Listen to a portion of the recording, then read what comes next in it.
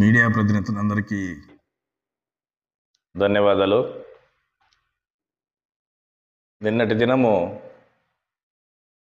ఒక తప్పుడు ఆడియో ఒకటి రిలీజ్ చేయడం జరిగింది.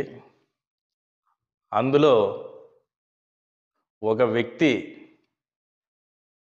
ఒక సిఎస్ అంటే చీఫ్ సెక్రటరీ పోషణ పోషిస్తూ ఒక ఆడియో రిలీజ్ చేసి ఇంకొక వ్యక్తి ఒక మహిళలతో ఒక సిఎస్తో కాన్ఫరెన్స్ పెట్టి మాట్లాడించడం అనేది ఒక ఫేక్ ఆడియో రిలీజ్ చేస్తే దాన్ని కొన్ని ఛానల్స్ ప్రచురం చేయడం జరిగింది. నేను ఎందుకంటే ఏదైనా ఆడియో చూస్తేనే ఎంత తప్పుడు ఆడియోగా ఉందనేది ప్రతి ఒక్కరికి అర్థమైపోతుంది.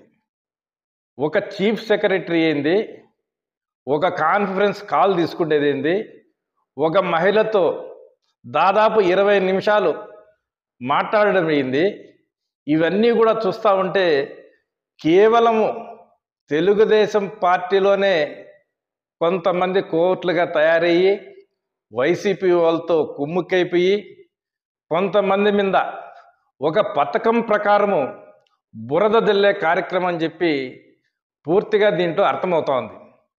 ఎందుకంటే నేను కొన్ని ఛానల్స్ కూడా విజ్ఞప్తి చేస్తున్నా, మీరు ప్రచురం చేసేటప్పుడు మీకు ఆ ఆడియో క్లిప్పింగ్స్ పూర్తిగా విన్నప్పుడే మీకు అర్థమవుతుంది, అరే ఇది దీంట్లో ఎంతవరకు వాస్తవం ఉంది, ఏంటిది, ఇటువంటిది కూడా మనము ప్రచురం చేసి కొంతమంది మీద బురద జల్లితే రాజకీయంగా దాదాపు 30-40 సంవత్సరాల నుంచి క్లీన్ చిట్గా ఒక రాజకీయ విలువలతో కూడిన రాజకీయం అనేది పెట్టుకొని ముందుకెళ్ళే వ్యక్తుల మీద ఇటువంటి బురద జల్లడము చాలా బాధాకరం.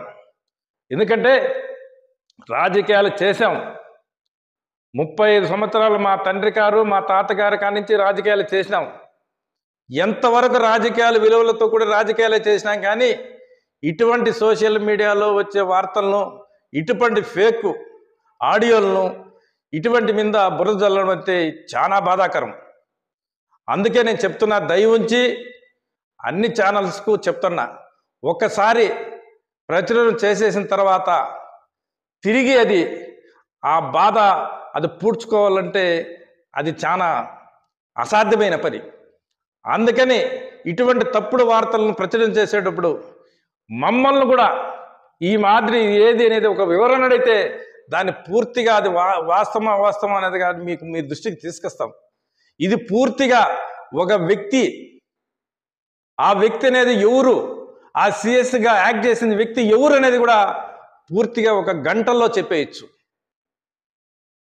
అటువంటిది తప్పుడు సమాచారాన్ని ప్రచురణ చేసి ఇటువంటి ప్రజల్లోకి దీన్ని తప్పుడు సమాచారాన్ని అందిస్తడం ఉంటే చాలా బాధాకరము. ఒక్క పుంగునూరు నియోజకవర్గంలోనే కాదు, జిల్లాలోనే కాదు, ఎక్కడైనా కూడా ఈరోజు పుంగునూరులో పోరాడే తత్వము తెలుగుదేశం పార్టీ కార్యకర్తలు కానీ, తెలుగుదేశం పార్టీ నాయకులు కానీ, ఇక్కడ ఉన్న వాళ్ళు అందరం కూడా ఈరోజు పోరాడుతూ ఉన్నామంటే రాష్ట్రమంతా ఒక చెప్పుకోదనే విధంగా పోరాడినాం. ఈరోజు తప్పుడు సమాచారం చేసి తప్పుడు వార్తలు రాసి ఏదో బురద వేయడము సమంజసం కాదు. ఏందండి, 48 రోజులు ఏకంగా 320 మంది జైల్లో ఉన్నాం.